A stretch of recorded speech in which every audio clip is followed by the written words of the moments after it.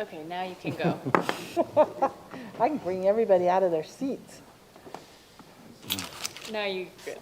We good? Yeah. Okay. Welcome, everyone, to the Centerville City Council meeting. We had a nice little open house before council meeting for outgoing council members, which serve so diligently and so well. And we will have a swearing in here shortly for 2 new council members. We're grateful for them and their willingness to serve, and as well as those that did serve. We'll start with a roll call, and I guess we'll go with those that are sworn in. So at the end. Meekum present. Ince present. McEwen present. So and the others will be sworn in, and they'll be They can still be present. Oh, great! Do you want to be present? I do. Summerhays present. First present. Okay, I haven't been through this before, so it's new for me, so thank you. Okay, so we have all council members. Our council members will be sworn in with us. Let's start with a prayer or thought by Councilwoman Meekum. I'll give us a prayer. Our kind Heavenly Father, we thank Thee for this day, for this wonderful community that we have to live in. We're so thankful for our first responders that help keep us safe, for all those that work so diligently for the city to help keep our lives safe and in working order. Heavenly Father, we're thankful for this new council, and we ask Thee to bring blessings upon it, that we will be able to work together for the betterment of our community. We ask Thee to bless us this night, that we will work well together and make the decisions that will help our community to grow in a positive form. I say this prayer in Jesus Christ, amen. Amen. Thank you, Councilwoman. If you'd all rise and with me repeat the Pledge of Allegiance. I pledge allegiance to the flag of the United States of America and to the republic for which it stands, one nation under God, indivisible, with liberty and justice for all.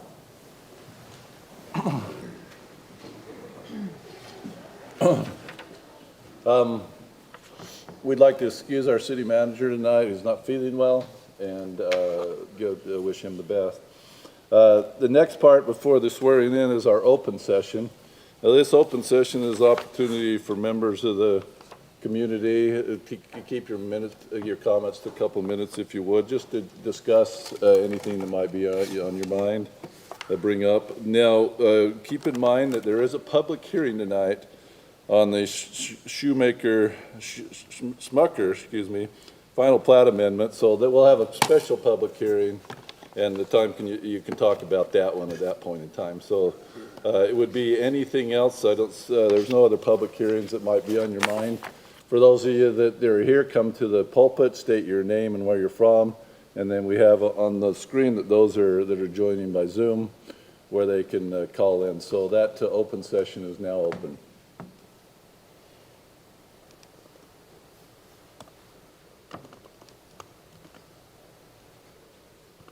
Tracy James, 598 East, 100 South, right next to the retention pond.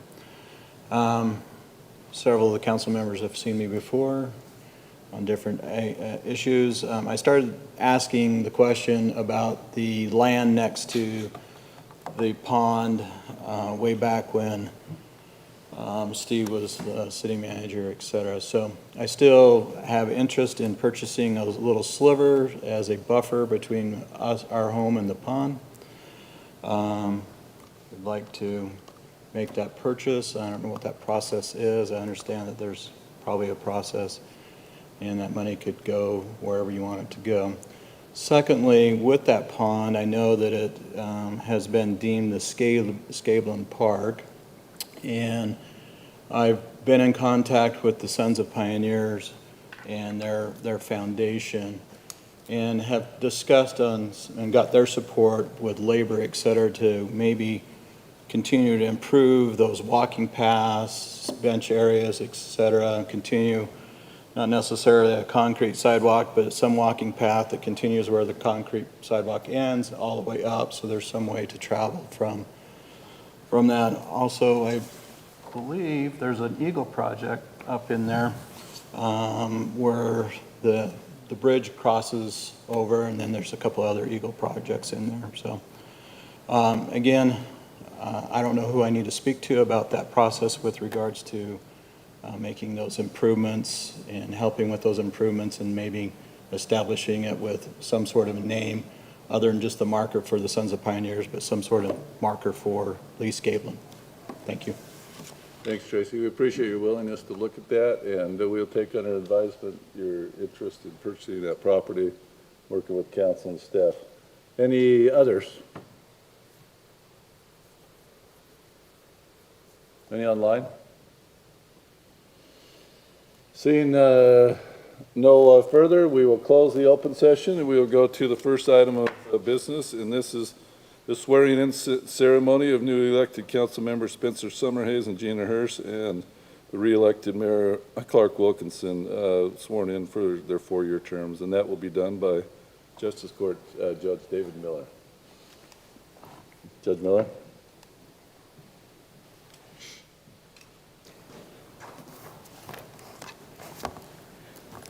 The three of you, Gina Hearst, Clark Wilkinson, Spencer Summerhays, I will need your signatures in a moment. But I think it's fitting for you to stand where you are rather than have you come down here, and I'll bring to you the form for your signature. Prior to the public broadcast of this, for anyone who is listening, there was a time for these individuals. All three of them spoke for a few moments to give their thoughts, and they were also challenged by some other thoughts from myself and some other folks. So I think they will be fine without any further words from me. I'll just turn to the oath. Each of you please stand and raise your right hand and repeat after me. I do solemnly swear I do solemnly swear that I will support, obey, and defend That I will support, obey, and defend the Constitution of the United States the Constitution of the United States and the Constitution of this state, and the Constitution of this state, and that I will discharge the duties and that I will discharge the duties of my office of my office with fidelity. with fidelity. Thank you. Folks,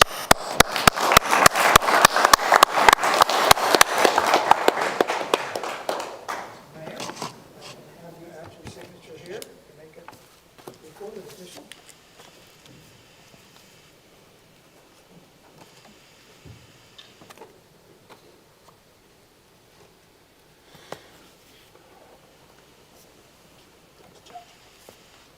Thank you.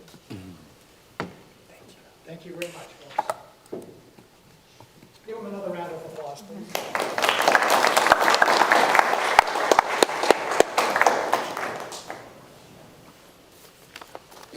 Thank you, Judge, for all that you did tonight and your good works before we started council meeting. Thank you, everyone, and family members that came. Whoa. We're in the dark now. And we know that a lot will be required out of you as well, too, in support, so thank you. All right, let's go to item number 2 on the agenda. This is the public hearing on the Smucker Final Plat Amendment and vacation of easement. Corey, are you going to give us the staff's thoughts on that? Yes, Mayor and members of the council. The two new council members, welcome. And you should know me from the Planning Commission service, Corey Snyder, working as the Community Development Director. So welcome. The item scheduled tonight is a plat amendment. The plat amendment is reviewed and approved by the City Council, provided a staff report to you. The plat amendment process is looking at, is there good cause? Will anybody be materially injured? As part of this plat amendment, there was an additional notice granted or published. And the purpose of that was to vacate the north easement along the existing property line if this were to pass, and replace it further north if this is passed, where they acquire a piece of property. The background, real quick, if you're not familiar, the Smucker family owns a lot up on Island View Drive. They've taken care of a little wedge area next to the hillside for a number of years. They've requested to the city to purchase about 3,000 square feet. The city agreed to that. The process was outlined that twofold, that they need to do the plat amendment process to acquire the property and absorb it in. And additionally, you should know that they will also be rezoning the portion of the 3,000 square feet, which currently is city property, zoned public facility low. And if this were to pass, it also needs to be rezoned to residential low to match the lot that it's incorporated with. So that covers the basis of the request to you. Also by agreement, it was to be looked at through our exchange of title process. I've attached that exchange of title process in your background report. Exchange of title is just a process where the zoning administrator verifies compliance with zoning, and then that can be shown at the county when they do the transaction. So I've attached the conditions of that approval, and they should be also be repeated roughly in the recommendation to you for the plat amendment. There's one additional item that came up after the publication of the report. The city engineer responded back with his review of the subdivision plat. So this is the technical review to make sure things are called out correctly and that it's on the format approved by the city. He did indicate in an email that there needed to be some changes. And so I would suggest you would add a condition if you were to move this forward for approval, that the city engineer, in addition to reviewing the needed setback for the north property line from the gas line that's located further north, that he also review it for compliance with the city's plat process, so, and specifications. So that's our recommendation to you in the staff report, is to allow that exchange of title to take place. Thank you. Questions for staff? Yes, Lisa? Mayor and Council, if I could just add, we also have on your agenda a proposed quitclaim deed for the city to transfer the property to the Schmuckers. We still have some work to do, as has been mentioned. We still have to do the rezone and then also review the final plat before it's recorded. But the idea is that staff has approved the exchange of title, which is a administrative staff level allowing that exchange, but then the exchange of title statutes also require an amended plat. So what I would like to do is record the quitclaim deed, transferring the property, and then immediately thereafter record the plat, which will show in more detail where all of those easements go. So I'm recommending that you also approve the quitclaim deed tonight. You do not have to. We can bring that back if you want more information when we do the rezone. But I know there were some questions on that, so later today I did add a copy of the agreement that the city has already entered into with the Schmuckers regarding the transfer of that property and the cost and the procedures. So. Thank you, Lisa. Questions for Corey or Lisa? I've got a few, Corey, sorry. The planning commission days, I got a few for you. I'll just go in order, I won't give them in a litany. So as background for the new council members, how did the city arrive at a purchase price valuation? I think that's better answered maybe by Lisa, because I was not involved in those. Okay. Yes, so that's why I attached the original property boundary line adjustment agreement that the city entered into with the Schmuckers. And pursuant to that agreement, essentially we said we will come up with an agreement on the purchase price and also determine what area of land we want to sell. So it was sort of, we'll agree to agree. And it was determined, we had a number of closed sessions to determine the price. Essentially, it's has been set, but we still have some adjustments. Once we find out the exact square footage, then we have to do some calculations. So we don't actually know the number, the total dollar amount based upon the square footage, because again, the city engineer still wants to make sure that we're 25 feet away from the gas line. So it's approximately 3,000 square feet, and then we'll have to do some So calculations. did we use any comparable land sales or an appraisal to We did formulate that price? comparable land prices as well as looking at the, what the properties are valued at, on their property taxes. Okay, okay. It was a difficult evaluation. There was much debate. Again, I can't talk about what was in the closed session, but the property that the Schmuckers own is residential, which is very high value, and the city's property is part of 160 acres of open space and hillside. So the question was whether we use the calculation for the Schmuckers property, or, you know, which it will be included in, or if we use that and we use some combination of those. Okay, okay, thanks. Rezone, why are we not doing a simultaneous, or have the planning commission approve a rezone for that property so that the plat amendment and the rezone occurs simultaneously, Corey? Yeah, you could certainly wait for that under the plat amendment. It came down to logistics of advertising. And so it ended up offset from the advertising. You're seeing this on the 4th. The planning commission will see make a recommendation hopefully on the, the 12th. Because I see as a condition of approval. Yeah.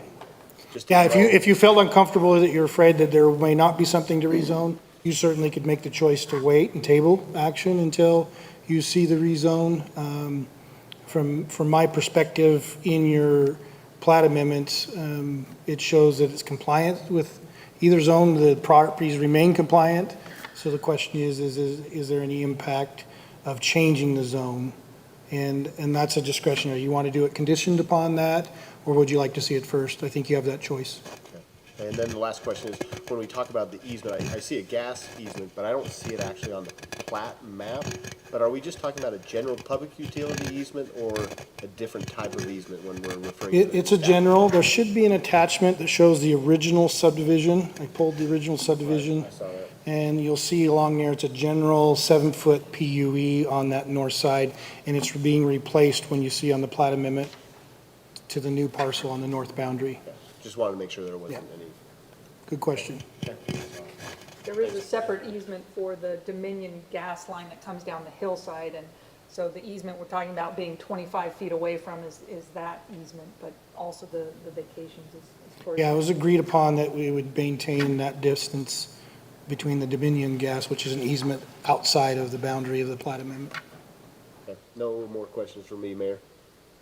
Thank you, Councilman. Sounds like Councilman Ince, you have something? My recollection from the closed session is that we did not establish a final price. There was some negotiation left to be completed. Is it inappropriate to ask what the final price was?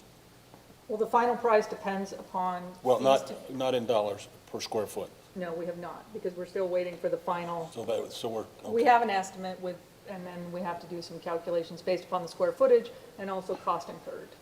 Okay.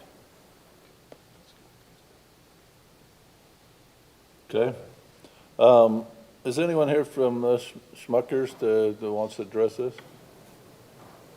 No? Okay. Then let's go to the public hearing portion. This is the public hearing for the, considering the final plat amendment and the quitclaim deed. So the public hearing for that is now open. Either come to this microphone, or if you're online, Jennifer will look, our city recorder will look for your hand. This is a public hearing that is open for this matter.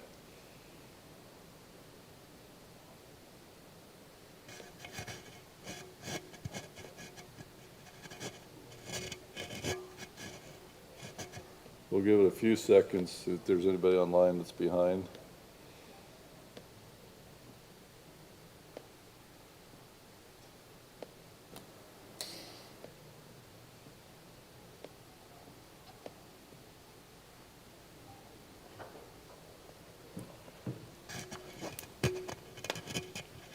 Anything online?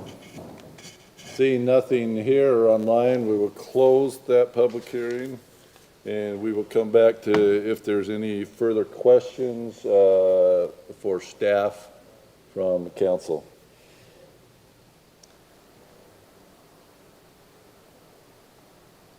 Not appearing, so we have two issues. We're right, Lisa, that we're determining. The final plat amendment and the quitclaim deed. Do I have any motion? I'll make a motion.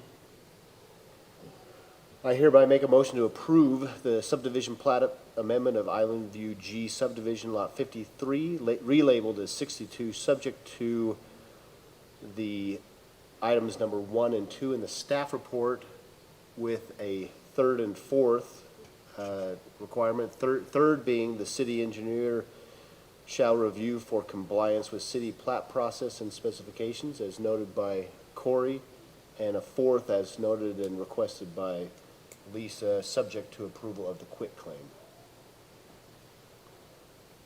We have a Second. second. I would second that motion. Thank you. Further discussion? Let's do a roll call vote, starting at the end with Councilwoman Meekum. Aye. Aye. Aye. Aye. Aye. That motion passes unanimously, 5-0. Thank you. Item number 3 on our agenda, let's go to the interlocal agreement. Recently, Davis County, oh, sorry. So we only did the quitclaim. We didn't do the quitclaim, we We only didn't do did the quitclaim. The motion was Right. just to include it as. Oh, okay, Yeah. okay. yeah, so it's, All right. So if you'd like to approve that or table that until we come back. So thoughts on quitclaim, council? I'm okay to table that till we come back to our next meeting. I would motion that we table the quitclaim until, is that gonna be enough time to establish? Is The there price? particularly a reason to do that? I'm not a good reviewer of a quitclaim deed. I mean, Yeah, it was just Fine a on matter of that. formality. It sounds like we're doing a lot of things, but just in terms of what's recorded, I would like the transfer because an exchange of title merely says that staff approves the exchange of title, but it doesn't transfer property. So then I want the quitclaim deed and then the plat. So, again, I think we've already agreed upon price, but, so there is some language in there, or you could table it, but my suggestion would probably be to bring it when we bring the rezone, so we're not, you know, at least a little more efficient. So then I would motion that we table the quitclaim deed until we were presented with the rezone. Do you only want that, George, so it's more specific, you're seeing an actual specific quitclaim deed or any other reason? Just so that I line it up, and if there's any technicality, this is my last Right. chance to kill it. Yeah. So, The deed is in the packet. Right. But it sounds like it may be adjusted, and that's, I think, what you're saying, George. yeah, If your meets and bounds description or your square footage changes, you want to see that. absolutely, Yeah. yeah. Do we have a second to Councilman McHugh's Second. motion? Do we do have a second? We already had discussion on it. Let's start and go to the left with Councilman McHugh. Aye. Aye.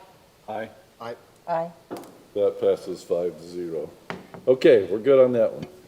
Let's go to number 3, this interlocal agreement. Recently, we got a new animal care manager within Davis County, Ashley Young, and this was brought up by Brent Hansen. And Ashley, I was thinking that was you, but introduce yourself too, because Absolutely. we have not met you yet. You've never seen me Maybe some of the before. council has, but I haven't Perfect. been out to visit your facility since you've been there, so. Yeah. So my name is Ashley Young. I am the new animal care director as of October. I've been with animal care for the past 2 years. I started out as the operations supervisor. I was quickly promoted to deputy director under Director Roland Cook. And then Roland Cook left this summer. He moved on to another position. I served as interim for several months, and then the commission asked me to step up as director, and here I am. I've been in the role since October, so that's kind of where we're at. And then today I do have the number 7 interlocal agreement for your consideration and review. Our budget this year is staying pretty normal as last year. Centerville is seeing a $2,000 increase for this year for the contract. The calls for 2019 and 2020 and 2021 were 408. And then in 2022, we've seen a slight decrease in the calls that we've serviced for Centerville to 325. So we're down a little bit there. A couple things that are going on at Animal Care that are significant to Centerville City. We've put in an RFP for a feasibility study. We are working towards a new building for Animal Care. Our current facility is over 50 years old, so we are going into an agreement just later this month with Citygate Associates, and we're doing a 9-month-long feasibility study. It's the first time that Animal Care has ever had, professionals in the field come in and review our daily operations and look at our budget, our staffing structure, and the services that we're providing to the community. So it's a pretty exciting opportunity for us. Thank you. Yeah. Did you get the years?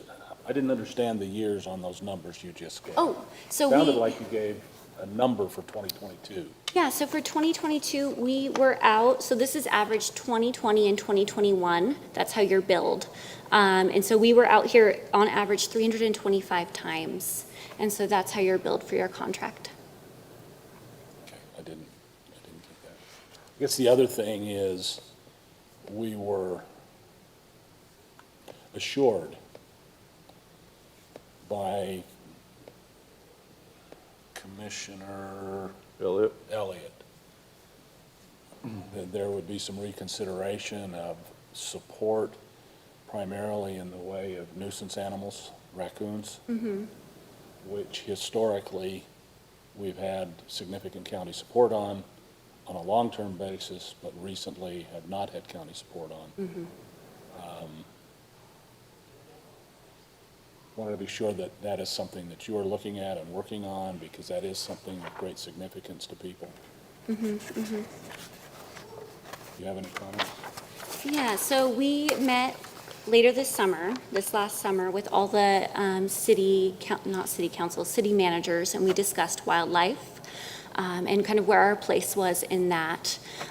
For all of the counties, we have 10 animal control officers, and we are not able to sustain all the raccoon and skunk calls within the county and also handle our companion animals. And/or what? Our companion animals, so our dogs and our cats. We're not able to do all of those things. We do not have the bandwidth or the staffing.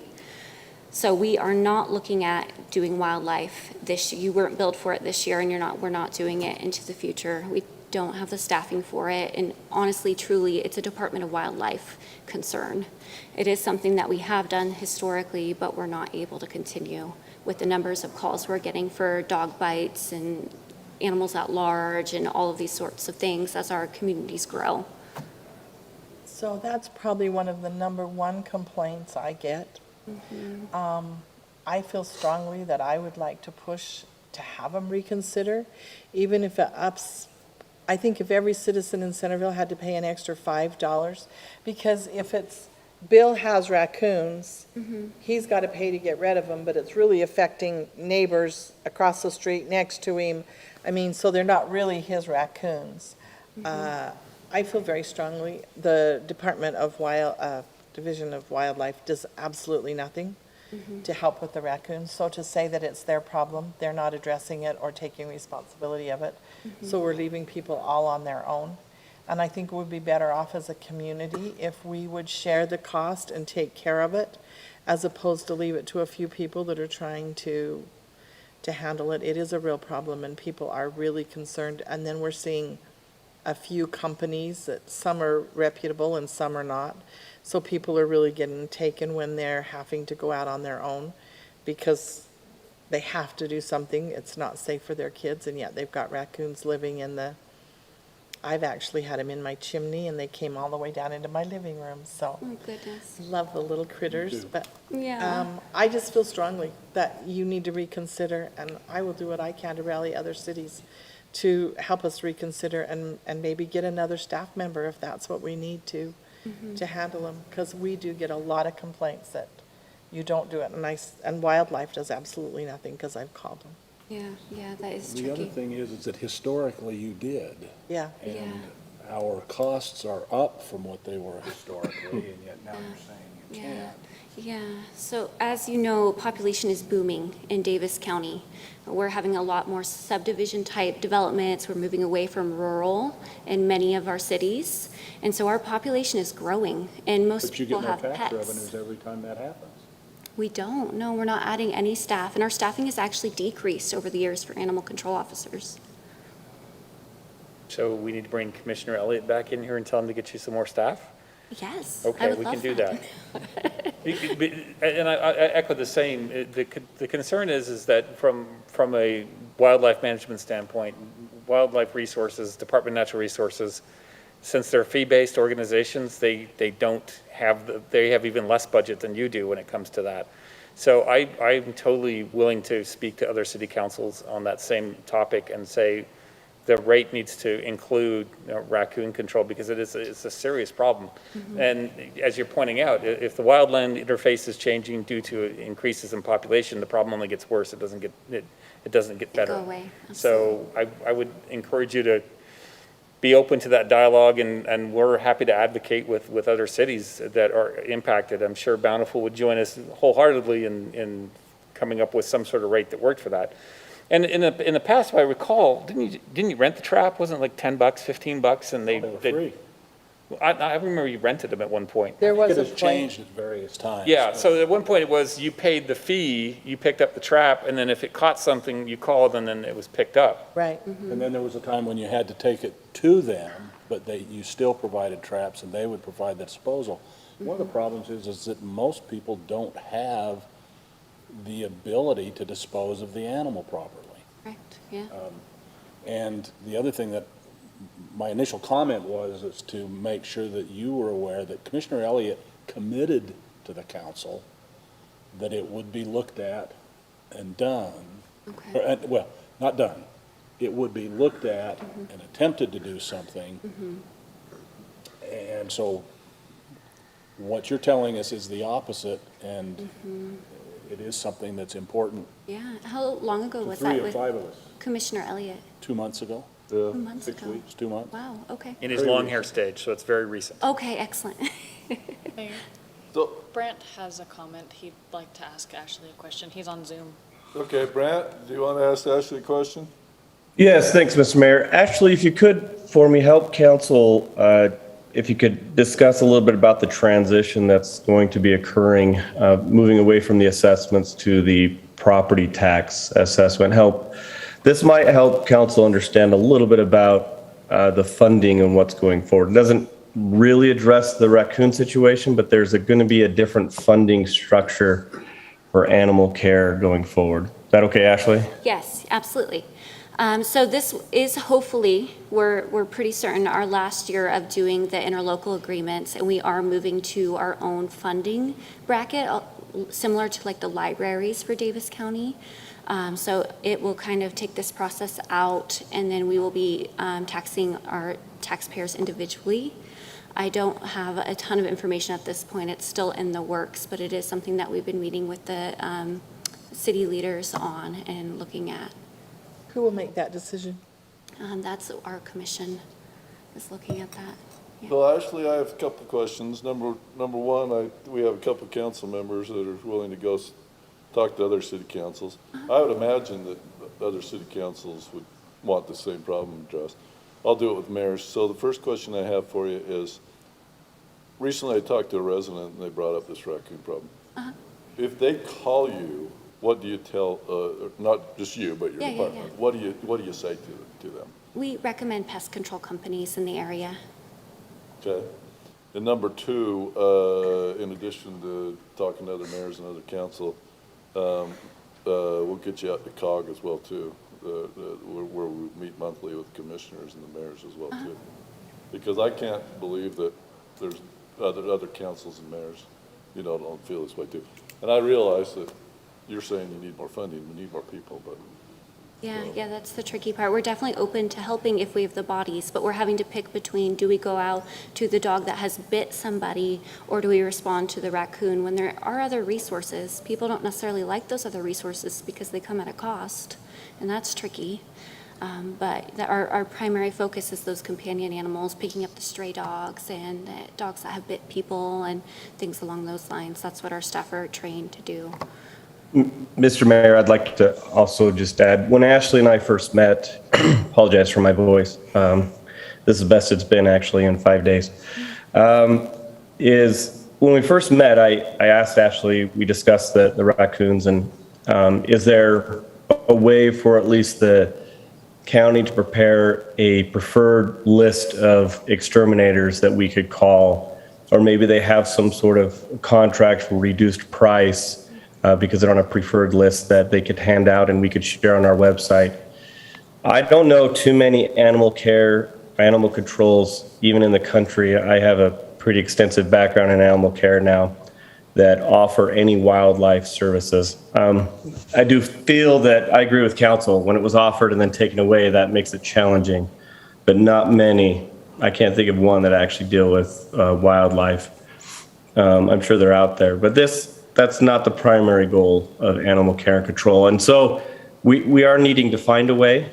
And if that's looking at a city service or a city preferred list that we assist our residents, then we should start considering that and how we can take care of our residents. And to your point, Councilmember McEwen, maybe there is an opportunity to join with maybe even the 4 other cities down here in South County and work with primarily an exterminator and find out what those costs might be. May I have a question? Ashley, Yes. can you walk us through this? The feasibility study is almost 190 grand. It is. Can you walk us through that, obtaining that number? Was it a competitively bid process? It was through an RFP. So we put that out. We were looking specifically for an agency that had animal care experience, which really limited our pool. We did have 2 agencies that bid on that contract. And then that went. When you say agencies or companies? Companies. So we had 2 companies that bid on that, and then it went to a board, and we had Kaysville City's manager on that, and we also had North Salt Lake City manager on that, as well as some people from our team and other departments within the county. Well, when you do change to a line on someone's property tax, we do have to have some sort of solution in place for the raccoon problem, because what we're going to get at the council level is, you've increased my taxes and reduced my services when they call and can't get the raccoon taken care of. That's what we're going to hear. So rather than hit that cold without a good story to tell or a preferred list or a solution, I'd like us to be working towards a solution so that when you do make that transition to individual taxpayers, that it doesn't blow back on the cities, because we will hear about it. Yeah. Actually, what did the feasibility study, what services are included? To me, that just seems like a huge number. Yeah, it is a huge number. It was a lot more than what we expected. So we are looking at, they're coming in and they're looking at our budget, they're looking at our staffing, they're looking at every aspect of what we do within our organization. And then from that, they're doing some comparable agency studies, and then they're putting together schematics for us for a new shelter, as well as considering a remodel of our current building. So you're looking at facilities and operations on the feasibility study? Yeah. Okay. That's all. The conversations with the Ken Leatham and Shane Scott, there were definitely less expensive options for this feasibility study. But the 2 city managers truly believe we would get value in this study, and the other ones might have just been checking a box and not giving us some real value.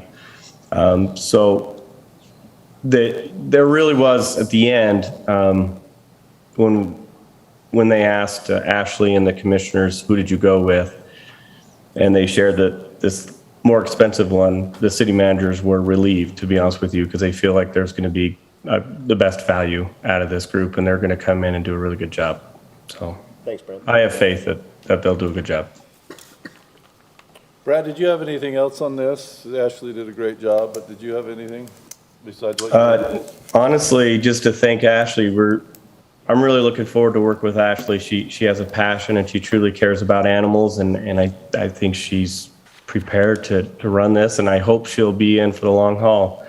Animal care is not an easy job, but I think Ashley's going to do a phenomenal job, and she'll take into account and consideration everything that's been shared tonight to make it better. So thanks, Ashley.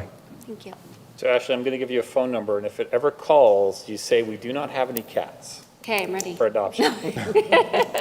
Not saying whose number it I'm is. sorry to I'm say just we saying. always have cats. We don't, just say you don't have any cats, and I'll happily approve this resolution. Oh, gosh, bribery. No.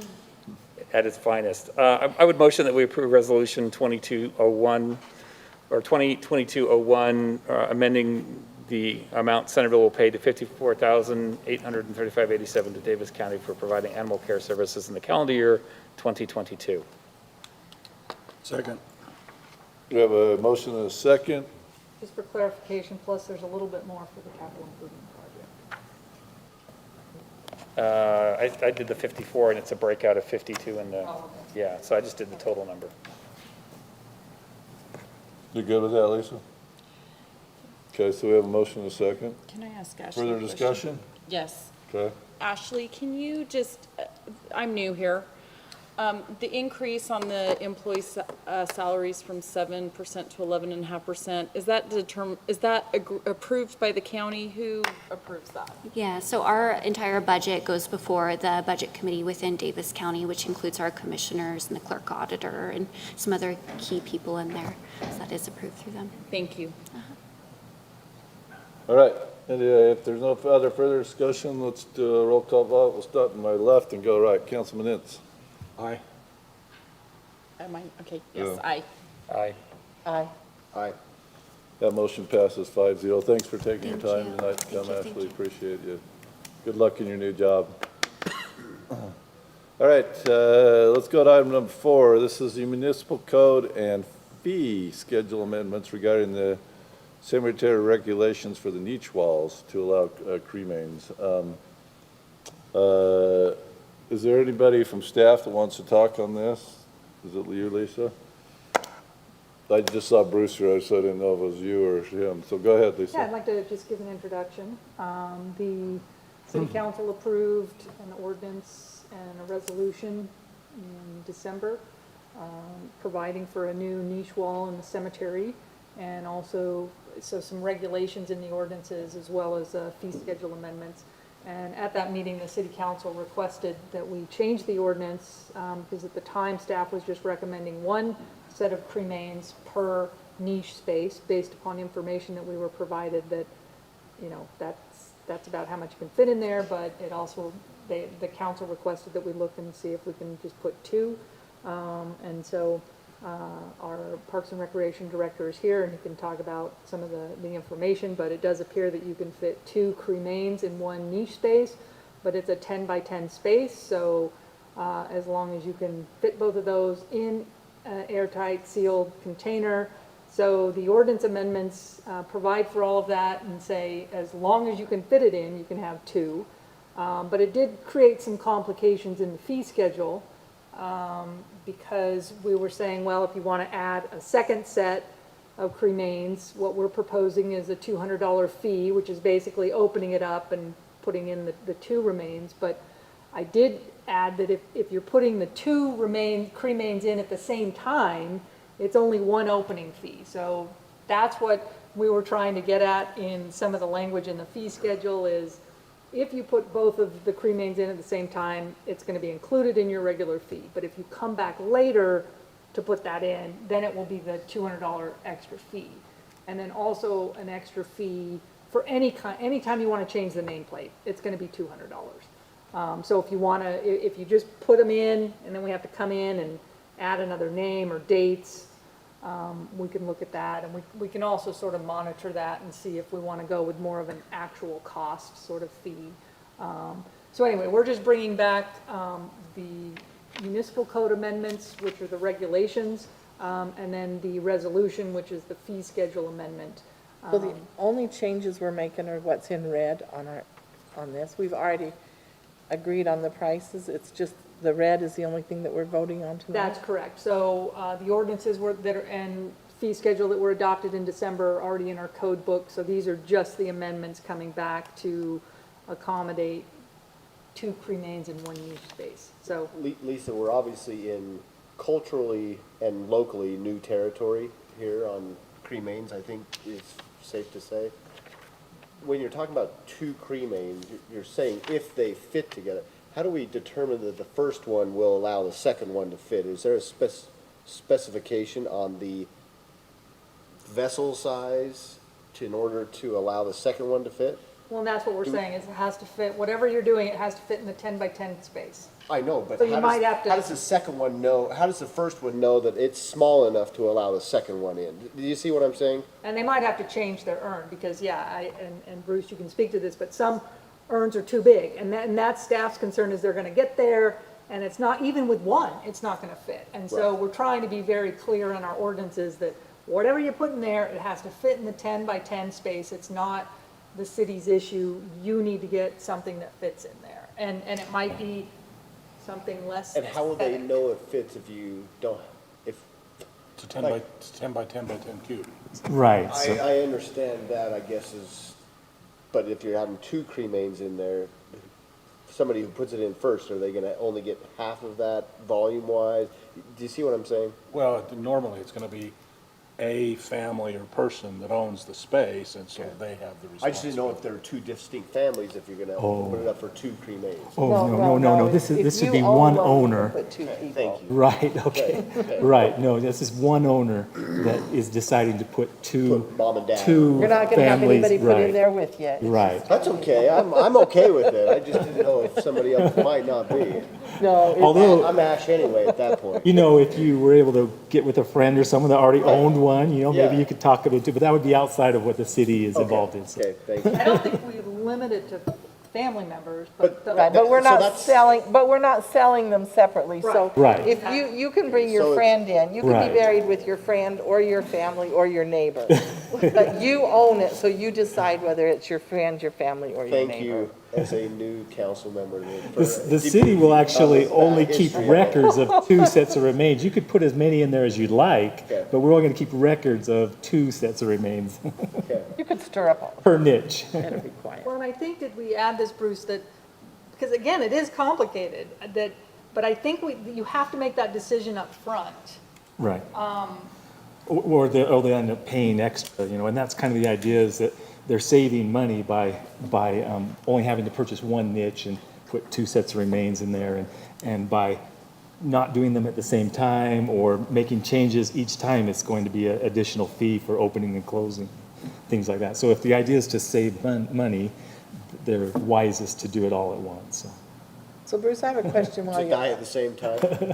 Yes. Well, that's High-risk couples group see, that's activity. one of the differences between niches and graves, is that they don't have to die at the same time. One could be Right. on the mantle for a while until the second one does. Like I said, this is new territory, I think, Yes. for all of us. Okay. Well, and when we have currently the ordinance, that's one of the things that Lisa worked really hard and did all of this work, and I just read over it. So thank you, Lisa. But that's one of the differences, is currently the city has an ordinance that says only residents at time of need. Time of need is a little more vague with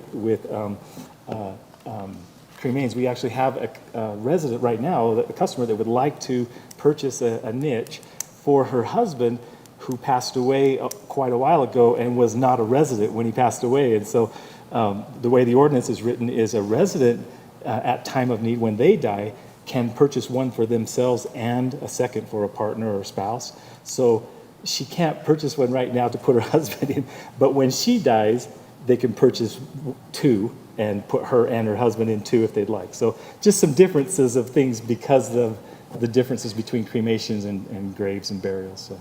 Yeah, and I think that's a good point, that this is, our first niche wall, and so there may be some amendments as we learn, but we were trying to be as specific as possible in the fee schedule. But I'm sure there'll be some- And I talked with some people in the mortuary business, and there's what they call a utility urn, which is an urn which is small enough that you can fit two of these urns in one of these 10 by 10 niches. Many of the urns that they sell at mortuaries are bigger and expensive, and they would like to sell you the bigger, more expensive urns, but we just need to let people know when they make the purchase in our office. One of our policies will be, it's only 10 inches by 10 inches. If your urn doesn't fit, it's on you. You've got to go get a smaller urn or a smaller container. I told Lisa, as far as we're concerned, freezer Ziploc baggie will work, but it does have. That. The language in the ordinance is debatable whether it's Ziploc. Whether it's airtight. Yes, I think it said airtight and leak-free. Ziploc Which is may- Ziploc bag? For how may debate long? that. So, but anyway, but it's on the customer to provide containers that fit. I remember when we did our cemetery bond, this is off topic but on topic, when we did our cemetery bond open house, one of our community members, Anna Young, seemed to be pretty well versed in some of our cemetery and cremation. So that may be a community resident that we reach out to with any other insights that we may just not be thinking of, that she may have some professional or personal experience with. You bet. Yeah, and we are working closely with professionals that have been Right, doing this for a lot of floor years. space, Yeah, so. So I have just a observation comment. We don't have any spots in our cemetery to be buried in, but if we did, you could have a whole spot for $600, but you can only have a little niche for $700 if you're on the top row. Seems weird to me that we're actually charging more for the niche on the top row than we charged for the whole space in the cemetery. Location, location, location. Supply and demand, actually, right now. And actually, the spaces were 300 until those sold out. Then they moved to the 600 with the perpetual care fee, which ends up being over No wonder we sold 900. out too fast. We had Yeah. them too cheap. And I think that you'll probably be pricing new graves when they are available at a higher rate also. Just to match what the going rate is around us, so. But this niche wall is pretty much just going to break even. We're not really making money on it. Is that correct? It will completely pay for itself, plus a little bit. But actually, the bottom niches are underpriced, and the top niches are overpriced, so the top niches subsidize the bottom, the top row subsidizes the bottom row a little bit. And that's why the tiered pricing. So we actually are offering some at a cost cheaper than what we were able to buy the niches for if you just divided it by 48.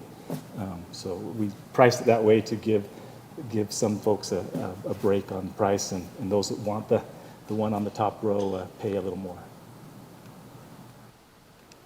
So just to be And just as a side note, that it's priced exactly the same as Bountiful City's niches in their walls. So. just to be difficult, how long has it been since we raised the perpetual care fee? I think it was when we opened the last tree plot, so it's been about 7 years, 7, 8 years. I suggest that we probably ought to be looking at that. If you're going to have 48 niches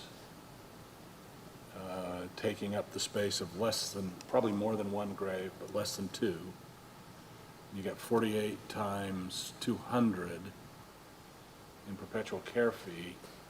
We're getting, if I'm calculating right, $9,600. We're charging a different perpetual care fee for niches than we do for graves. I understand. Oh, okay. I'm using the numbers, $200. Oh, right, okay.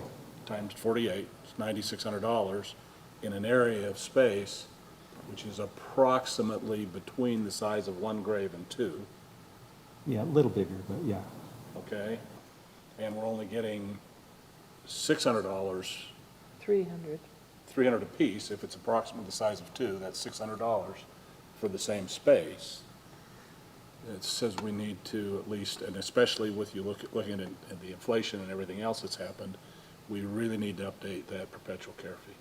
On the burial space. On the burial space. On burial space, oh, okay. I'm not trying to change the niche, I think that's Sure. okay on the burial space. Oh, I imagine when you do have grave spaces available, you'll completely start from scratch at setting new fees, just like we did with this niche wall. We have a significant portion of the cemetery where they have not paid the perpetual care fees because those were sold prior to Having one, yeah.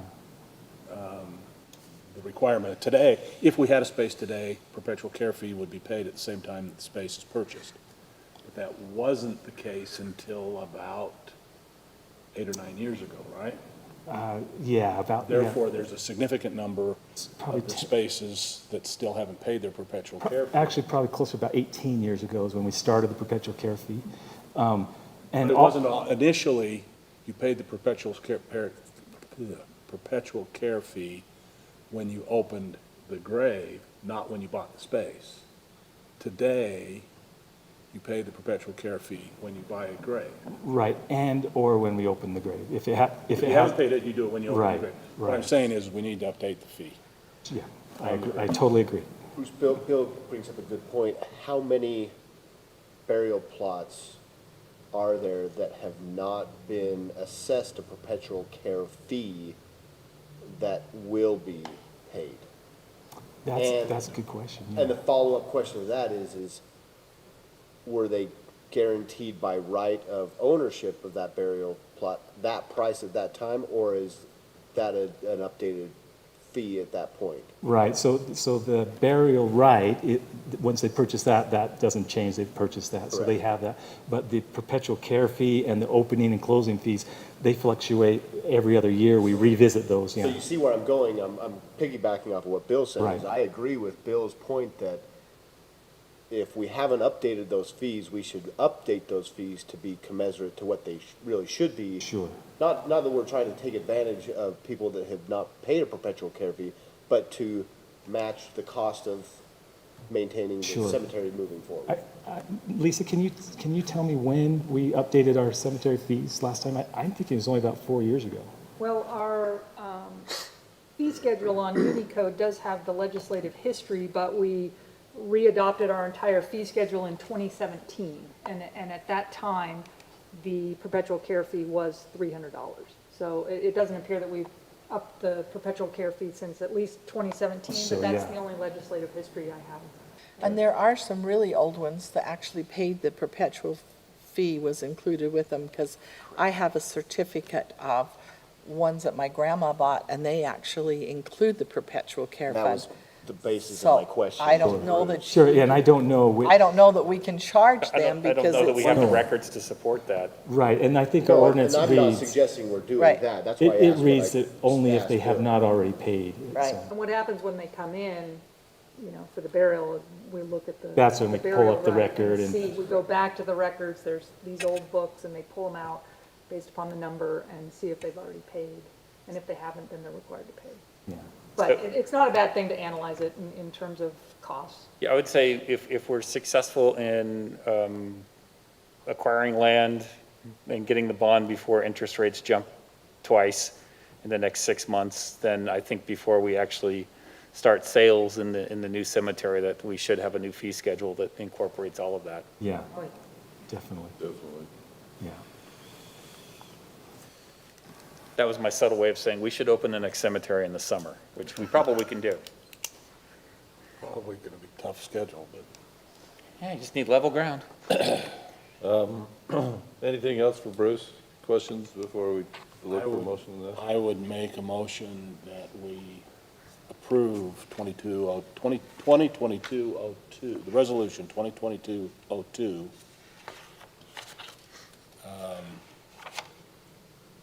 as submitted, and also, well, and then I have a second motion after that. Do we have a second to that motion? I'll second that motion. Okay. For discussion of that motion?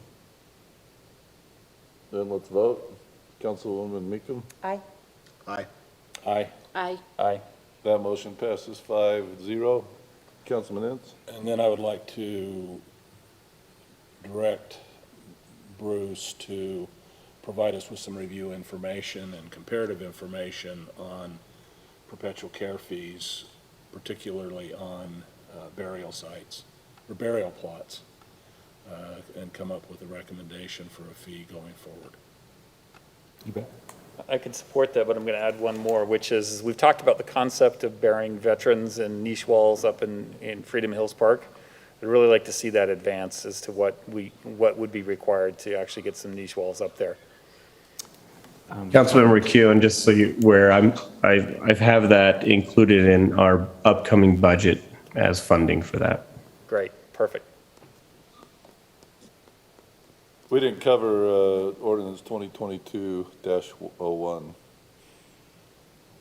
We What's just- the motion? We just did a motion on resolution 2022-2. That's So why the we, resolution is for the fee schedule amendment. Oh, We I have an read it ordinance wrong. for the municipal code amendment. that's why I said you were coming back with something else. I thought maybe you're gonna then cover that one, but, so we haven't covered that ordinance. Okay, then I would make a motion that we approve ordinance 2022-01 as presented. I'll second it. So a motion is second on that one. Councilman Meekum, Aye. Aye. Aye.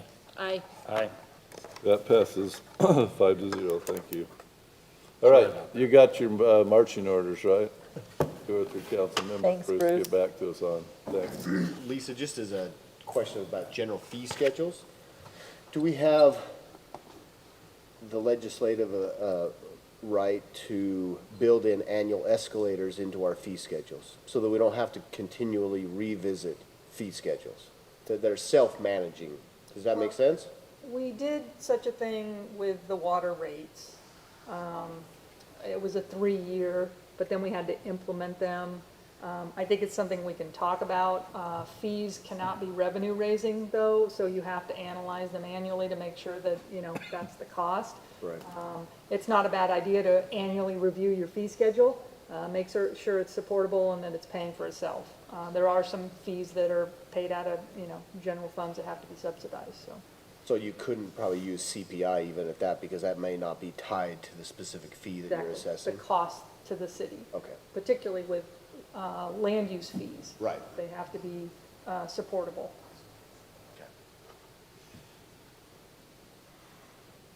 Thank you.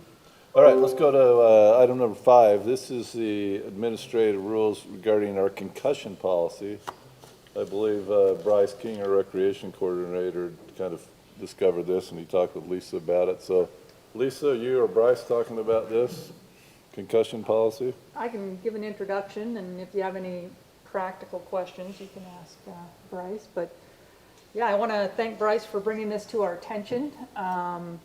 It is a state statute that's the Utah Protection of Athletes with Head Injuries Act, and it requires all amateur sports organizations to have a concussion policy in place with some protocols if you're dealing with sports that involve minors. So in reviewing the statute, I agree with Bryce that we are an amateur sports organization for particularly our ski program, our baseball program. So we definitely need this policy in place. It does require, essentially the purpose is to protect youth that might have incurred a concussion or a traumatic head injury, because the science is now showing that you really need to take them out of the game and make sure that they don't get a re-injury and that they have time to recover. And so the policy does require us to come up with a policy and a protocol for dealing with those, and also a notification procedure for the parents. So when the children register, the parents register their kids for our program, we have to notify the parents of the risks involved and define for them what a concussion or a traumatic head injury is. And then they have to sign a waiver form that says, yes, I've read your policy, and also basically get the parents' buy-in as well, that I understand. If you think my child has sustained a concussion or a head injury, I agree, you take them out. And then the other thing that the statute requires, though, is that they can't return to play until a medical healthcare professional that has had recent training on concussion protocol and concussion diagnosis and treatment has said this child's good to go back and play. So it will take some time. So we put in a little bit, when I say I think that it could be controversial if someone in the stand says, I think that child just incurred a concussion. So the way we've drafted it is that if someone from the city, which would be the volunteer, the coach, any agent of the city, but the parent can certainly tell us, or someone from that, but we have to have someone that's trained that can look at these signs, and there's specific signs that they're going to have to look at, and we have to train them as well. So again, kudos to Bryce King for bringing this to our attention, and we would like to put this in place immediately. so that we can have it, and also the waivers, which we did require the parents to sign as part of the ski school. So- Bryce, from a technical perspective, how are you going to implement that training that Lisa just talked about with our volunteers or our staff? And Bryce, I also want you to think about, yeah, we're gonna let parents know, sign up, but concussions are serious, but, you know, I look at like, the Utah football game the other night, their quarterback goes down. You have medical personnel to analyze. I mean, how are we gonna tell a kid on the field? Well, in our ordinance, we just have the basic step-by-step that tells us kind of these are the symptoms that we're looking for, and then we make the recommendation of what they should do at that point, correct? Do we have to subscribe to some service online training so that we can register people? So for example, I'm a parent ride leader with the mountain bike team. I have to go through concussion training myself through their online training. Is there some service that we can utilize to? So I think it just depends on, because we're not running a ton of programs that involve head Right. trauma of any kind. Baseball's the main one that we have, and then ski school. So it's definitely something we could subscribe to. The baseball organization has one. Well, the one that I'd like to join has a concussion protocol training for coaches. I don't think the current program as it exists right now has one. Bruce, you know? We just taking it out of the manual and do a coaches training with volunteers, But by statute, Lisa, does that almost require us to do this? That's kind of my question. Yes, our employees and representatives need to be trained. Yeah. And we have to give them a copy of our policy and sort of train them in what to look for, because it's not just if you get hit or you go down, but you get hit or go down and you're confused, or, you know, and Yeah, it's also all it's the- not just that you are unconscious. You know, that's what we used to look for in concussions, but now it's, you know, the speech or any of these things. And then it's also helping the parents understand that sometimes the symptoms of the concussion might occur later. You know, so that's why when we talk about these things like, you know, seizures or vomiting or headaches or just, you know, typical teenager things, yeah, those are the things that you're looking for as well later, in my So we'll mind. be putting together kind of an infographic to kind of help the watered down version so people don't have to read through the whole context. And then we'll run through Lisa, make sure it looks okay. It follows our ordinances and our step-by-step protocols. But yeah, we could look into, you know, looking at a service. I know like with our new background check company, they offer a child awareness training, but we could look into something like that of an agency that provides a, you know, a 30-minute or a 20-minute. I mean, I don't want to make it so cumbersome that people don't want to volunteer. Right. But there are resources out there that we can utilize that we I'm can. just trying to find out how we meet the statute without it being overburdened. I mean, currently, well, at least my goal is to at least have the information on paper. We have it available to them as they sign up. Those parents who come up with us for ski school, they're reviewing it as they're going up on the bus, or, you know, they have it ahead of time, things like that. So, knock on wood that, you know, everything happens okay. Is this going to extend to, say, the fun run that the Rotary Club runs on the 4th of July for the city? How far do we extend that umbrella? Who runs it? The Rotary Club, but it's Sounds good. sponsored by us. Our police block the roads. We are a participant. Well, that might be one of those hybrid things. Yeah. We just have to be aware of.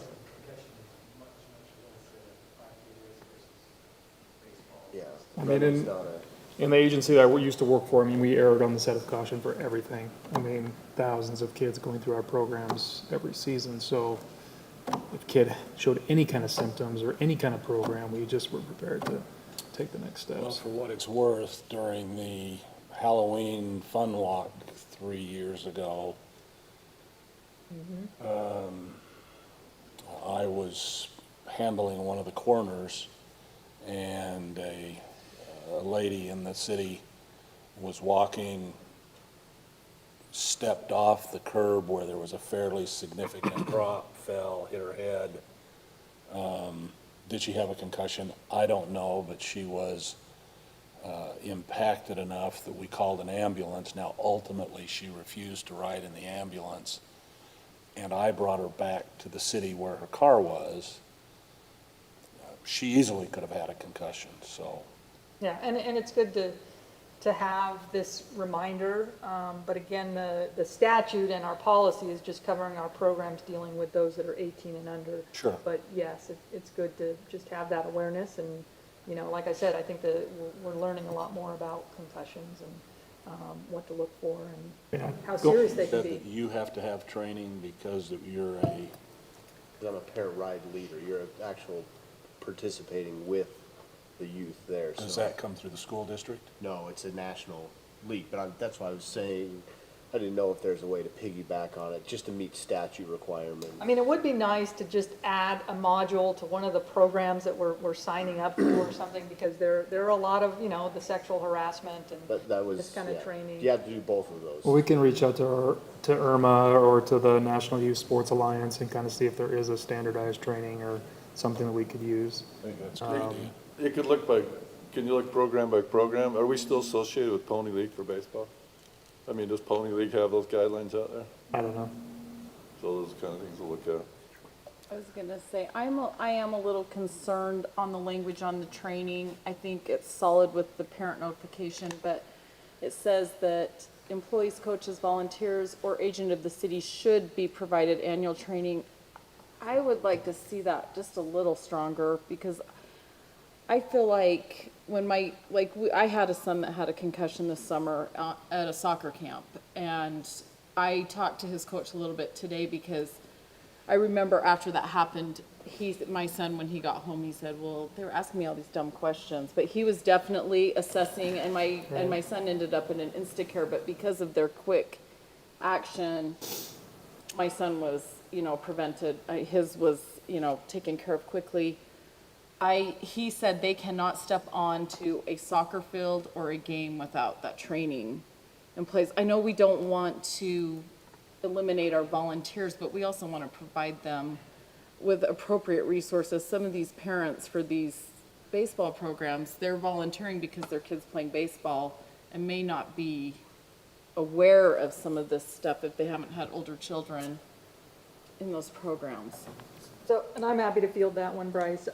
This is just a standard drafting.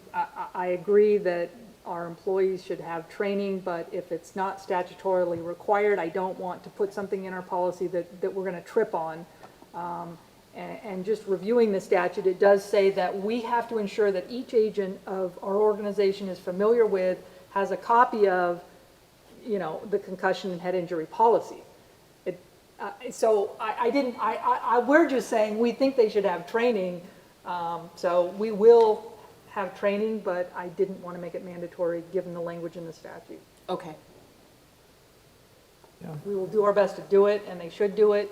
But really our obligation is to give them a copy and make sure they know the policy. But in a way, that is training. Because we can get, as parents, as council members or grandparents, we can get lost in what do other organizations do, but other organizations require more training because they have different insurance, Well, that just whereas, reminds me, maybe we'll want to know third party. Anyway. It is a question that we did ask in the last agency I worked for, is who their insurance provider was. So I don't know if that's something, I don't know. We don't want to open ourselves up to more liability. Any further questions, or do we have a motion? I'd make a motion that we approve Resolution 2022-03 as presented. second? Have a motion, a second. Let's do a roll call vote. Councilman Meekum? Aye. Aye. Aye. Aye. Aye. Passes 5-0. Thank you. Thanks, Thanks, Bryce. Lisa. Thanks, Lisa. All right, this is minutes review and acceptance from the December 21st, 2021 City Council minutes. Any changes to those minutes? If not, a motion to accept them. So moved. Second. All in favor? Aye. Aye. Opposed? All right, City Council report. Councilman Ince, do you have anything to report for us tonight? Relatively little to report. We fortunately did not have an emergency and gave our emergency response people the month of December off for Christmas. Our first meetings take place this next week. and we are working at rebuilding our CERT program this year. Wonderful. That's about all I have tonight. Okay, well, thank you. Any questions? I'll lead in, rearrange my mayor's report a little bit, starting with piggybacking on what Councilman Ince said. We have a city council member report every couple of weeks to the committee or commission or whatever they may be assigned to, okay? And each one of us has a couple of different assignments. In the next 2 weeks, I'll be looking to, since we have new council members, and calling you people about some suggestions on where we should go with that in assigning you. An example would be Councilman Ince is obviously assigned to emergency operations, okay? So we're gonna have to rejuggle those and get those reassigned. And then obviously I'll be bringing to you, I have a number of names for commissions and committees within our city. I mean, for example, Councilman Summerhays is going to be need to replace on Planning Commission. So that's the first thing. The second thing is, for your information, every Monday, starting the 24th, LPC will be meeting at noon. And Councilman Ince, that's for you and I, and Lisa and Brent, and we're voting members. I think they'll do a hybrid online and in person, but we'll see. LPC is? Legislative Policy Committee that the League of City and Towns does, talking about, it's a committee that gets together every week from various representatives from all cities around the state to discuss bills that affect cities and towns. Okay. Is that not starting till the 24th? That seems a little late. Well, the session starts the 18th. I thought it usually started the week before the session. And I don't think they're doing one on the 17th because that's Martin Luther King Day. I do not have one on the 10th unless Lisa or Brant has it. I wrote down all the ones that from the schedule I saw. So. Okay. I just. Okay. Along with that, I know that we had trouble in December getting our elected representatives, representative and 2 senators out. 2 weeks from now, we'll have 2, if not all 3 of them. Even though it's the start of the session, they committed that they would be here. We gathered information from you as far as things that you want to discuss with them, so we'll be bringing that up. Legislative Day is on the 19th. Last year they didn't have it. 2 years ago, I appreciated Councilman McEwen going for me because I couldn't go. This is where we go up, and we have 8 city council, or not city council, youth council members going to that. I am planning on going to it, but I think that that's open if any of you are interested as well too. And then the last thing is, obviously, we had a big water break yesterday. I talked to Dave Walker this morning. Says the biggest one that he's seen. And I'm going to go out with him in the morning and tour it and look at it. And there's some serious damage there, as y'all know and have heard about. I plan to go out with him at 9. Have we heard any causation? Just right now, it's old wear and tear. Okay. It was isolated to the valve, so fortunately it wasn't a splinter or anything in the pipe, which would have been really challenging to repair. It was just a valve that had rusted bolts that caused it to fail. So we've replaced the valve. If any of you are interested, you can go, but I can't take more than 2, else we got to notice it, right? So. It's in my neighborhood. Can I meet you up there? Sure, I'm going to meet him in Public Works, then come up. Okay. I'll meet you there a little after 9. Okay. Yeah, I think that's it on my list. Any questions for me? Okay, great. City manager report. Brant and Jake, you guys are on. Yeah, Mr. Mayor, I'll kick it off. I do have a couple of items I want to discuss. First item is Bryce is going to help me coordinate a council retreat for us to get together and discuss priorities, whether it's budgeting, projects, whatever it might be. Probably towards the end of February, so I could use some help trying to coordinate sometimes from you. I don't think they're going to be all day, I mean, in the evenings, but I do want it to be maybe 4 or 5 hours of conversation and things like that. So we haven't had one of these in the 3 years I've been here, and I do find them helpful, particularly with new council members, to get together, get to know each other on a professional and a personal level, as well as start to strategize for the next 2 to 4 years. So staff has some good direction on what to focus on. So Bryce will be reaching out, trying to coordinate schedules if that's okay with all of you. Any concerns with that? Okay. Elise Gabelin Park, I do want to let you know we have not forgotten about the sign. Bruce reached out. I don't know if Bruce is still there. Is Bruce still there? Yes. Bruce, will you give a quick update on the Elise Gabelin Park sign? Kind of hit a little bit of a road bump with the contractor.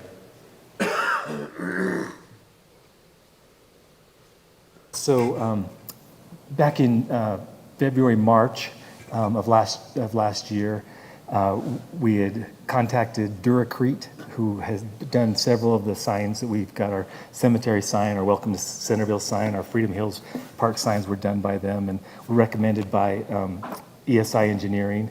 And at that time they said, yeah, we'd love to help you with these precast signs, but we're really in a busy construction, coming into construction season. We'll have to do that when our season slows down in November, December. So come November, I called them up and said, hey, it's November, we're ready to get these signs made. And they said, we're just understaffed and having a lot of difficulty on these smaller projects. We won't be able to get to it till next spring. So I then sent out our request to 3 other companies that do precast signs. Confab is in Layton. They're one of them. I talked with one of their salesmen today. They're going to be getting back with me with some quotes and things. So we've kind of started over again, but I've given them all the specs of the sizes that we'd like and the wording we'd like on them. And I've got 3 different companies that should be getting back to me in the next few days with quotes and prices and when they would be able to start doing the work. The price that we were looking at is about $8,000 for a park sign the size of the one that's at Freedom Hills Park or at our Porter Walton Park. So just as a ballpark figure, that's kind of what we're looking at, unless we want to downsize or do some things. I did ask if they could. I sent them dimensions and pictures of our William R. Smith Park sign and told them, hey, we already have existing stone columns with a temporary wood sign between them. If possible, we'd like to retrofit a new sign in between those stone columns, and if there's a cost savings to that. And so all the companies are going to be looking at that too and seeing if there's a way to use the existing sign columns to put in a new sign. So that's where we're at. We're just kind of waiting on some quotes and see who can do it sooner and for the best price for us. Yep. Thank you for that, Bruce. Also, Bruce is working on some signs at Island View Park. We've had a number of snowboarders up there causing some damage. So working on some signs, discouraging that. So Bryce is helping with the design of those. Bruce is really busy during the winter this time around. And the last item I have is I'm going to turn some time over to Jake. Just a little bit of background. We, as you know, in the past, Gina and Spencer, Councilmember Hearst and Councilmember Summer Hayes may not know, but we've had some turnover in our justice court. And so we're trying to figure out how to create a more stable and more functioning court. Tammy does an incredible job as our clerk, but she's constantly dealing with turnover and training. So we're looking at ways of how to support our justice court a little bit more. And so Jake has put together some numbers or some thoughts on how we could proceed. And so this is more of just giving you some idea of a direction we'd like to go, and kind of, we can't go into debate. Obviously, it's in the city manager report, but we'd like maybe the okay, if you're okay with this direction, because we need to start the recruitment of this new employee, this new candidate as soon as possible. But I'll turn it over to Jake to go into those details. Yeah, so Tammy actually in the past 3 years, has had to train 5 new part-time employees, court clerks. And so, it takes about 6 months to get them to a point where Tammy feels comfortable leaving them on their own. We have 2.3 FTEs. So that would be Tammy as our court supervisor, and then we have 2 part-time court clerks. They work a little bit more, between 24 and 28 hours, depending on what's going on with court that week. We have one really good part-time clerk. She's devoted, but she's also said that she'd be willing to help out, to reduce her hours in order to fill that other position that we've had an issue with. Now, so every single one of those court clerks that have left for better pay or full-time with benefits. But every single one of them have also told me that it had nothing to do with Tammy. That Tammy was a great supervisor, and they would love to continue to work for her. So understand that has never been the issue. It's never been a morale issue or the work even. They've enjoyed the work itself. The proposal is that we take those 2 part-time positions and create 1 full-time position, which actually is a slight reduction in number of work hours since there's 2,080 in a year, and we're getting between 24 to 28 out of both of these part-time. But with a full-time employee, we feel like that there's the startup and there's the cleanup time period. We're going to get the same number of productive hours that we would get out of these 2.3 that we have right now. To give you an idea of what that would cost, it would be about a $20,000 impact. Keep in mind that court generates its own revenue, and that revenue is commingled in the general fund. And there's more than enough of that court revenue to cover that $20,000 increase. For this year, the cost would be about $8,600. They had planned on purchasing a copy machine for a little bit more than that, but we haven't had any issues with the copy machine, no complaints. That's probably how we would cover that employee for this year. But just keep that in mind. The future budget impact would be about $20,000. That is assuming that employee would want the full benefits, family, value, everything. So that's the most it would be. It could be less than that. So what if we're you're, doing, say that again. I was going to say, so if council is uncomfortable proceeding without actually more in-depth conversation, exploring more options, we can do that and hold off. It's just we're in a crunch of the hiring. But this is a tough ask, even at city manager report, but mostly just trying to give you a heads up that we are working on solving this issue. Yeah, and some of the things we're doing right now, kind of a stopgap to help Tammy with her staffing issue, so she can take some time off, because as it is right now, she's kind of chained to her desk because she only has 1 trained employee. The other one's given her notice. That's the reason why we're coming forward and trying to change this up. That part-time employee she has right now only works Wednesday, Thursdays, and Fridays. So Mondays and Tuesdays, Tammy has to be here, or we don't have someone to work court. So what we've done is we've reduced the open hours for the counter here and when she takes phone calls, and that's from 9 to 3. I actually did an analysis on how many calls we receive and visits to the counter, and 76% of the calls and visits are between that time period, 9 and 3. The other 24% are called back during that time between 9 and 3. So we're covering most of it. But that gives her some flexibility right now in those hours before and after to do some of those necessary time off things.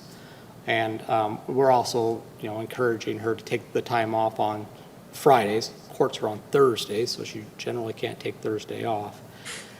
But hopefully, in talking with the judge, if we can get a full-time employee in there trained up within 6 months, that's about the time they're thinking that court will become live again, which is going to be a little bit more of a burden. We're going to have more traffic here, a little bit more workload. They'll be able to handle it. So that's so we got the stopgap with the shorter hours now, hopefully getting it back to 8 to 4, 9 to 4, 5, whatever works out, whatever we figure out with those employees and what's the most productive use of their time. So I guess the thing we're asking today, because we need to move forward because one of our employees gave notice, and she says she's going to work 3 to 6 hours a week to help, which isn't a whole lot, until we get somebody to fill a position. So she didn't really give notice, she quit. She quit, yeah, she's done. She's working for another company now. They're paying her quite a bit more. It's what she wanted to do, so. So did you say that the part-time person is interested in converting to full-time? No, she said she'd be willing to reduce her hours. So this is the other part of it. We would still need a third person on the day of court, just because of how their workflow works. One of them sitting in here the whole time with the judge, another one sitting at the counter, and then you need another one that's kind of running in between when we have live court. So really, we are creating one full-time position, reducing the hours. We're converting one part-time to a full-time and reducing the hours of a part-time to make up some cost savings there. Yeah, quite a bit. I mean, we're talking 8 hours a week. So they drop below the threshold for benefiting. Right. For Yeah, the it would part-time no longer employee. be a benefited employee. Because you said something about benefits, I want to make sure that the new council members knew that we Yeah. pay benefits to part-time employees. So they have a benefits package there, not just straight salary. Yeah. I have a question. So I know that when we talked about this before, Tammy said it'd been years since she'd had a day off or a week off or whatever. Can we close our court for a week if we give notice? I mean, if she were to say, I want the last week of April off, can we close our court for that week if we have to in order to give her a week off? I'll refer to Lisa and Brant on this, but I believe we do still have to have court open. We do. So, again, I don't want to go too much into conversation, Councilmember Meekum. This could be part of our conversation in 2 weeks. This is really just trying to get direction on the full-time, but the answer to that is yes and no. The court can be closed. We could take payment over on the finance side. There's things we can do to allow her to take that time. Tammy is very devoted and passionate about her position, that she's committed to it, and she doesn't want to be away. Even when she's on vacation, she's working. And so really it's Jake and I are trying to help her take a vacation. But it's tough for her, particularly when she's trained 5 employees over the past few years. So I feel we get a better commitment from a full-time employee with benefits and stable employment, and so I think this could be beneficial for Tammy to have another full-timer. Now, again, what I like about the full-time direction is you have 2 full-time employees who are working closely together all day, understanding the operations and the logistics of everything happening, that if one does leave, there's not as much of a hiccup or a strain. I'll be honest, if Tammy took a job somewhere else right now, even with 2 part-time, we'd be in a lot of trouble. So I'm definitely worried about the succession plan. And so what I'm asking the council tonight is if tomorrow I can move forward with the recruitment of a full-time employee. We can talk about it more in depth in a couple of weeks to get the official approval. If the mind's changed, I'll just disappoint a few applicants. That's really what would happen in 2 weeks. You're assuming you're going to get them, and in today's market, I'm not sure that's true. Right. But I don't have any problem with what he's asking. I don't either, but what range are you going to recruit at? That's one of the things that Brett and I are looking at. I've looked at the actual wages for Court Clerk 1 in the entire state. We're looking at about between 18 to 20 an hour is about what they're getting paid. So if we want talent, if we want someone with experience, it's probably that range. That's what we're going to be looking at. So that's Costco's range right now. Is it? Well, it's pretty sad. So again, we've discussed our pay range. Again, that's TechServe is not TechServe. Don't say that too. TechNet shows those ranges, but I think it's a little behind. I think there's some flexibility of hiring within the range and making the adjustment to the range July 1. So we could hire, if we find someone we really like, at the 21 range. As long as it doesn't go above midpoint, I think we're okay going that direction. We'll address the range itself July 1. Councilmember McCune, I have to ask, do they have good benefits? Say no. Yes, no. they have awesome benefits. Paso doesn't have good. We're still competitive, right? Against other government agencies that haven't updated? Yeah, absolutely. It's been great. Anyway, so, again, you can't vote necessarily on it, but any resistance to us moving forward with this plan? And we'll have a much more in-depth discussion in 2 weeks. I'm not seeing resistance. Okay, Okay, well, you're going to let me officially know what you want to do in 2 weeks. proceed forward and inform us in 2 weeks. Okay, thank you. Right. Thank you so much. No, that's, Mr. Mayor, that's all I have. Thank you. Unless there's questions for me. And I'm sorry I can't be there tonight. I just don't want to get anybody feeling sickly. We appreciate it. Thank you for joining, especially if you're not feeling well. You're sounding better than when I talked to you earlier in the week. I'm feeling better, but yeah, it's still kind of rough. Fatigued right now is what I'm dealing with. All right, we'll look to a motion to adjourn. So moved. Second. All in favor? Aye.